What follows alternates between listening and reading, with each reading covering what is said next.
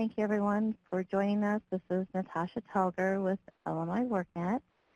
And if you have any questions, you can go ahead and enter them into the chat pod. If you haven't already checked in, please go ahead and do so we know which regions are joining us today. And if you had any specific items that you'd like to cover on that you'd like us to cover, you can go ahead and use the checkbox to do that as well. So to get us started, I didn't know, Deidre, if you had anything that you'd like to start out with? No, as always, I just want to welcome everyone for joining the call. I think everyone is anticipating getting a better sense of the calendar function that the CBOs and the caseworkers will be using to schedule the participants that have been randomized to EPIC. There was a lot of conversation about that on our call on Monday. And then I think Natasha will also give us a bit of a follow-up about some of the features that have been added since the call that we had on Friday. Okay, great. I'm going to go ahead and share my screen. If you have not been able to check in yet, don't worry. We'll make that available at the end of the session. So as Deidre mentioned last time, there was a lot of conversation about the process and when to use what forms and all that kind of good stuff. As far as an update on that, I know that Dee and Deidre got together and mapped out that flow, and then we're going to have Alan take a look at it and give us any feedback that he had on the flow, and we'll make that available to you, as well as we'd like to cover it on Monday. We have training for our CBOs in Chicago, so we want to go ahead and cover that at that time too. So once that's out there and approved, I'll share it with you so we don't have any confusion about what was the latest version and all that kind of good stuff. But I do want to give you a preview of what's to come. I don't know, the guys, if they're going to release it tonight or over the weekend, but this feature, the calendar scheduling feature, will be available for Monday. And I know as part of the training on Monday, Dee was going to ask the CBOs to start entering some of those dates. So I know that many of them, they get right on top of that anyway. So whenever you see this on Monday, you may not see dates yet, but know that they will be coming very soon, and we'll be working with the CBOs to make sure those dates are in there. Okay, so I am logged into the test side of EPIC. So I don't have real customer information in here displaying on the screen. One of the things that what we're asking the CBOs to do is they will, first of all, go in and into their section, and they will identify what dates that they have available. Okay, so one of the ones that we had started working on is the CARA program, and so they'll have information about their training programs and then their schedule. And what they'll do on their side of it, this is the CBO side of it, they can set it up in a couple of different ways. So we're giving them flexibility to either set it up for various locations. So I think that Mantricon has like 5 different locations that they might be doing, if I understood that correctly. Or I guess I shouldn't put a number out there, multiple locations. And I believe in Region 2, they had talked about having an intake, that initial intake appointment at, either in Freeport or Rockford. And so what we wanted to do is give them the ability to add either different locations where they could, how they could, organize their appointment times, or let's say maybe they have multiple people that are doing it. So maybe I have, Natasha has this schedule open, Dee has this schedule open, and so they can manage them in a couple different ways. And so they'll put in the name of the location or how they're organizing the site, and then they'll put in notes. So they'll put in, the contact information and so forth. And then they can go in and add, whatever time. So they can put in, we'll say on Monday at 10 a.m. and then we'll just put it in there for an hour. And then they can select multiple openings. So let's say that they're blocking out a time frame and maybe they're doing it in a group setting. They can accept maybe up to 20 people or 19 people, whatever, to do that initial appointment. Or they can set it up where they have, just one person for each appointment. So that's kind of just like the background information for you to know, what's available, how they can set that up. Okay, of course. And, okay, so anyway, they can set in the number of openings. And so whenever you go into your customers, this is what you will see. So I have customers that have gone through the review process and they're ready for random assignments. And I can see my customers. Let's see if I have somebody with the CARE program, because that's what I was just looking at. Okay, so I'm going to go to their profile because they've come in and we've already done the eligibility review and all is good. And they're going to go, they've signed the consent form, they've gone through random assignment, and they've been assigned to the EPIC group. So when you first come in here, it'll just say select. So then you drop down, you select a program. This one, they select the CARE program. Again, identify your caseworker, the primary contact for that caseworker, and then you'll save that. And then what you'll see is a schedule for that CBO. So for the CARE program, you'll see all the appointment places, times that they have available. And so you can ask your customer, well, we have one on the 13th today at 2 o'clock, or we have one on Monday at 10 o'clock, or the 19th at 8 o'clock. Which one will work for you? You can set the appointment. You can type in any extra notes that you want to put in here. And then, you can see that, they have a total of 3 openings already, and these are the number of people that are scheduled. So far, nobody's scheduled for that one. And you can set the appointment. And then that information will be used to download the 2151 form. So this is on test, so let's make sure that it is all working the way it should. Okay, so again, it's on test. I don't know why it's not doing it at this moment, but then it'll show your scheduled for and your date, and it pre-populates the adding and the that option for the services needed, and then it populates the DHS staff name. So again, I'm not sure why this one's not doing that, but I will follow up on that. And then you can print it off and hand it to the customer, and then they have their appointment time in writing. Now, if there's, if they say, oh no, that's not what I really want, it's okay. You can remove the appointment, not a problem, and you can just set it for the different time, and then set the appointment, and no big deal. Now, each time that the appointment is set, an email message will be sent, an Illinois WorkNet message and an email message will be sent to the customer with their appointment time and information that was provided. And then if you remove it, it'll have a generic statement that basically says your appointment was removed.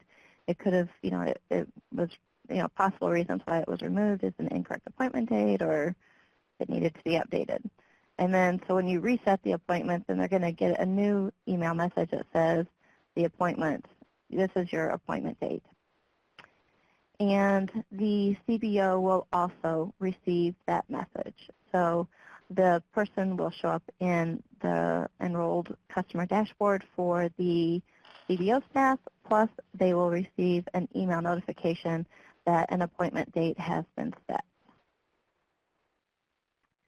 If I go to the enrolled customer dashboard and select a person,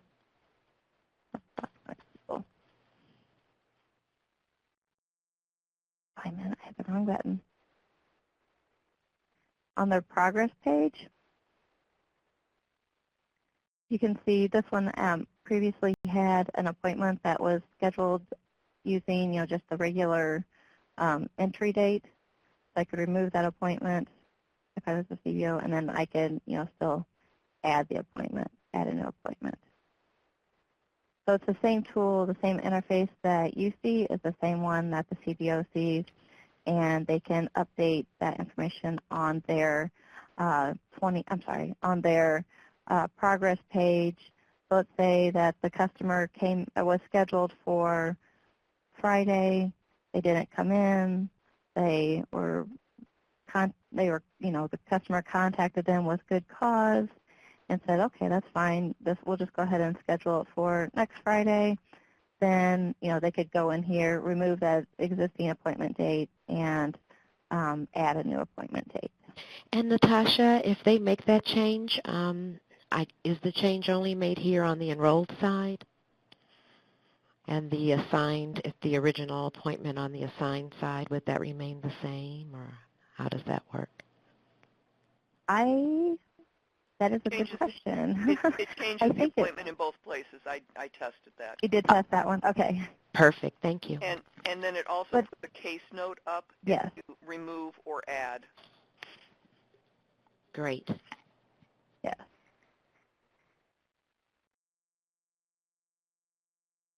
Okay. Any questions on that? Do you want to click on the case notes and show them where it shows it?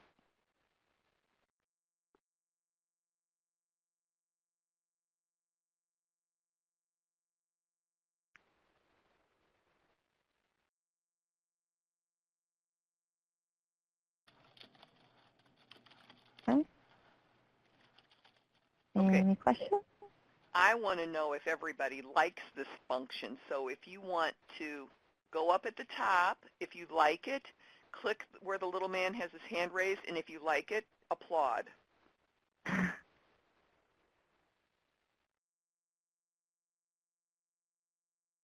Okay, Deidre applauded. We've got some hands raised. We got some hands. You just have to click the drop-down arrow next to the little man with his hand raised to find the applause. If you're happy and you know it, clap your hands. There we go. We're seeing them. Oh, that's cool. I think this will make things a whole lot easier for you in the offices trying to get everybody scheduled out. It will note everything for you just in case we have to do reconciliation or if people don't show up for not for good cause. So I think this is a great tool.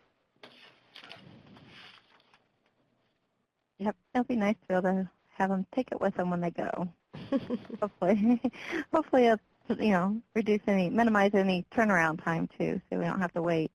And I think it's great that the appointment date also is added right to the 2151.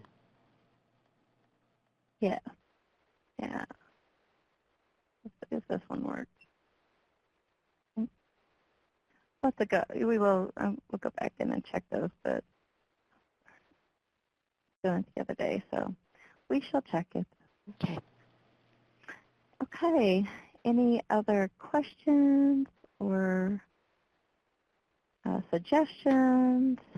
You want to point out again where they can pick the DHS primary contact for the person on this page and then the assignment page? Yep. So when you're on the progress page, you have your DHS contact, you'll see it right here. You'll be able to update. These are obviously all of our test accounts. So you'll be able to update it on that page, and then you can obviously you can do it on the assignment page when you select your assignment.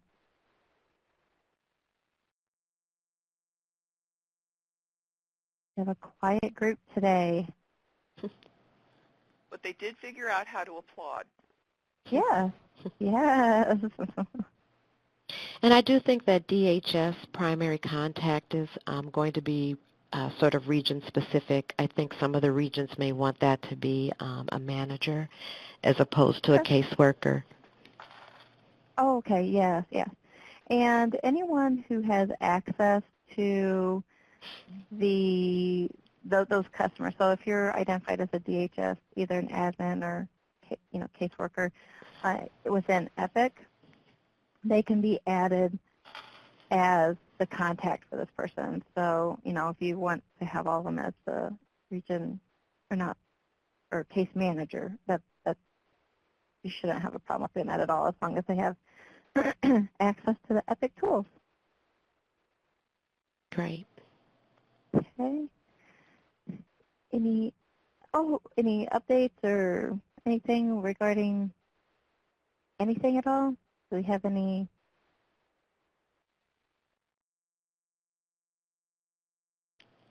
Nothing? Nope. All righty. If you didn't get a chance to check in, please check in the pod.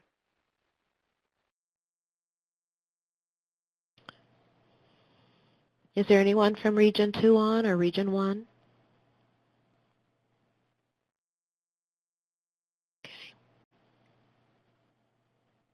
Okay. I see Winnebago logged in. Oh, okay.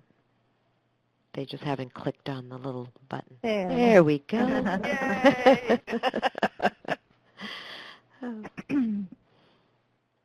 So it looks like we had a question on the invitation process. If you could just type in if you had a specific question on the invitation process or just an overview, just let me know.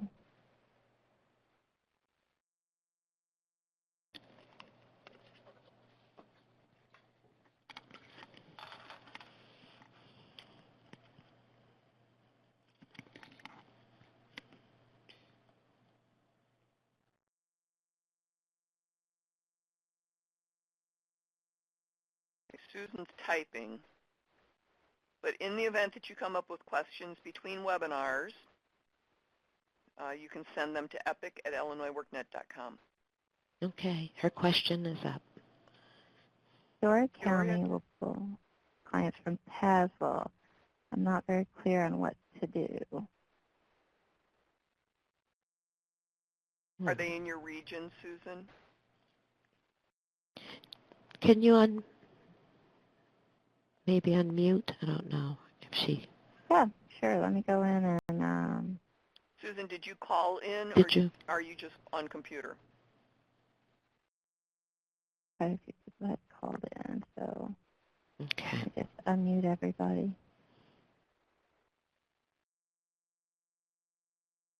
Oh, wait a minute. Your microphone has been turned on. Hi, I'm Sue. Hello.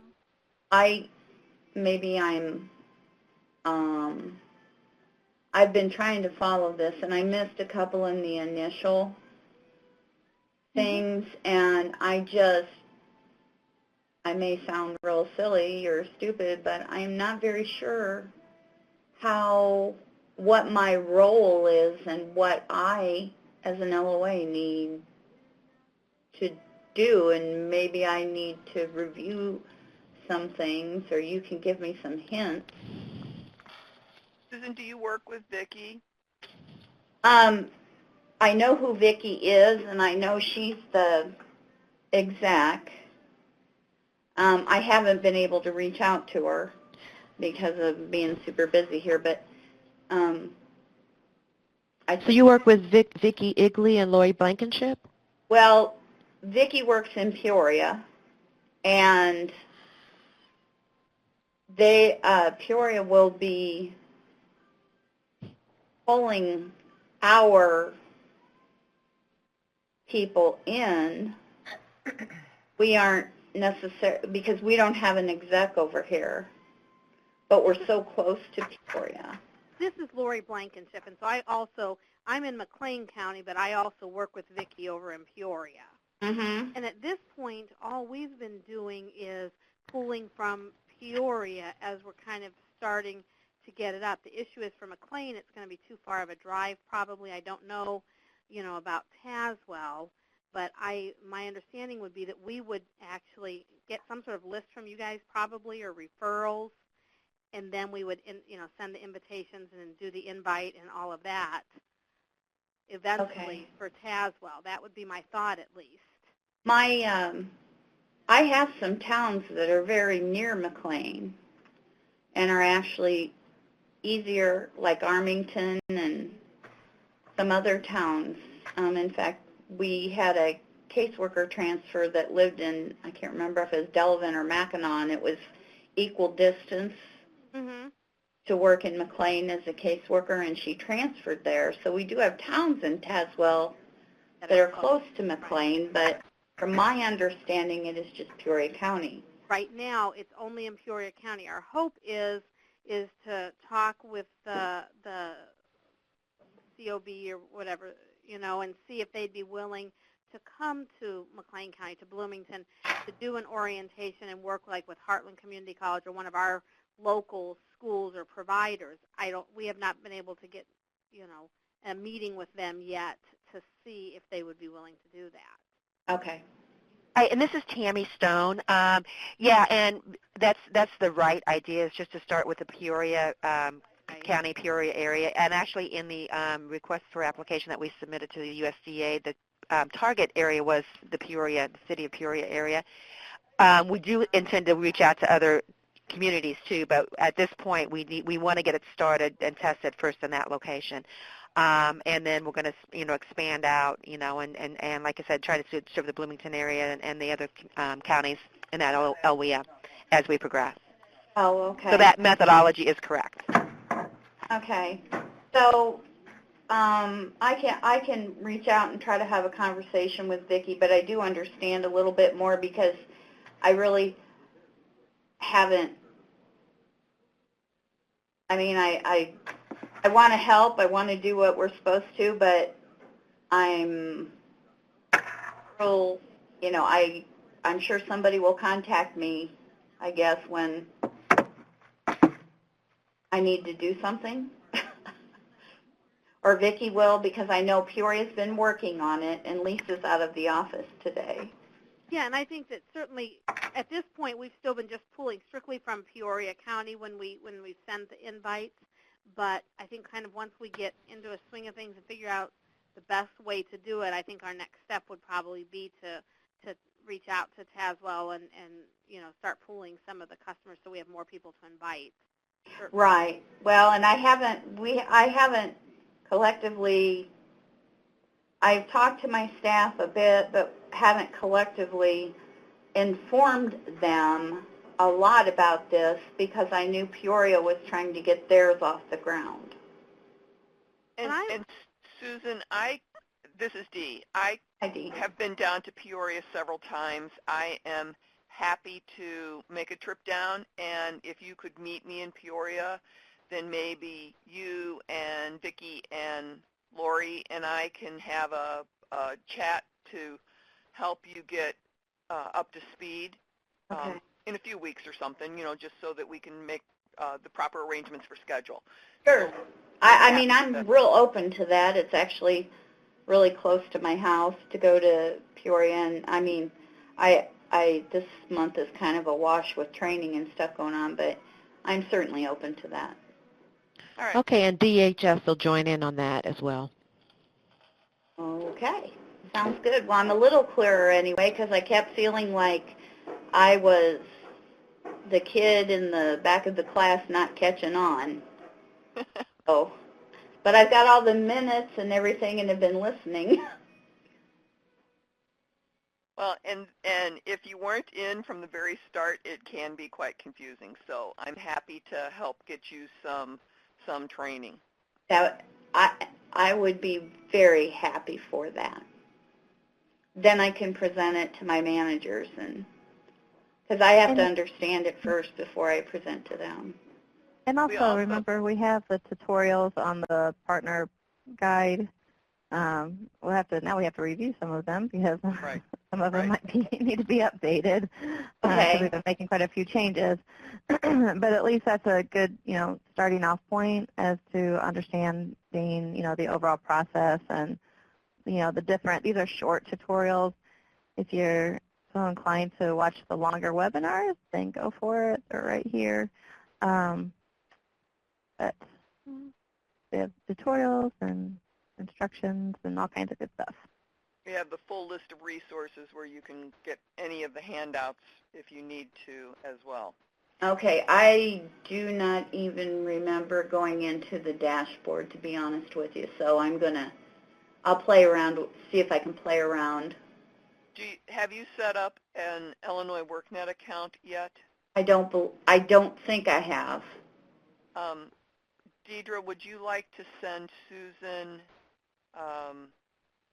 the link so that she can, because I don't have her email, but if you can send her the link so that she can get signed up, then we can add her to the system. Absolutely. My email is the same as my name that I signed in under, and then just at illinois.gov. Okay, well then I'll be happy to send you the. Okay, Natasha Telger put the link. Right, up but there. you need to have an access so that you can access some of the restricted resources. Okay, that would be wonderful because there are times that I can play in, when I say play in it, review it and get a better understanding. All right. Does anybody else have any other questions?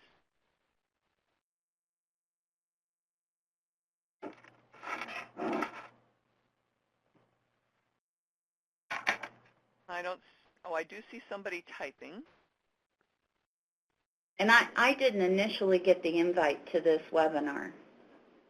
That might be because you are not in the system. Okay. We do have them every Friday at 10 a.m.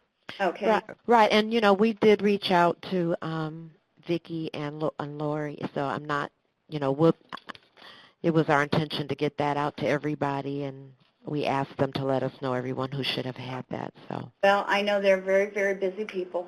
Okay. Thank you so much. You're welcome.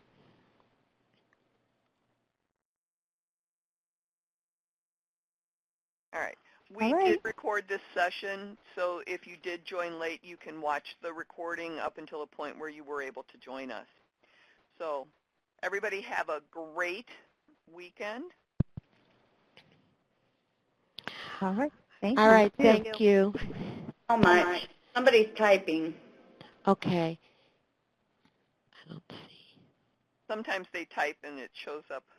What will be the name of the recording is where Region 2 is asking? It'll have today's date on it, and it will be in the